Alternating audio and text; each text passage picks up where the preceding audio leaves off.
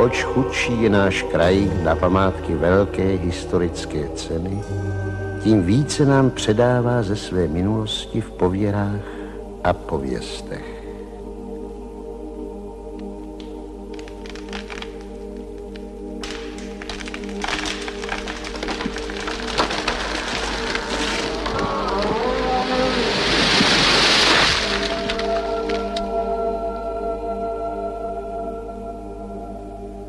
Tak se tu například říkalo, že osud člověka bývá spjat s určitým stromem, který ho pak provází od kolébky až k hrobu.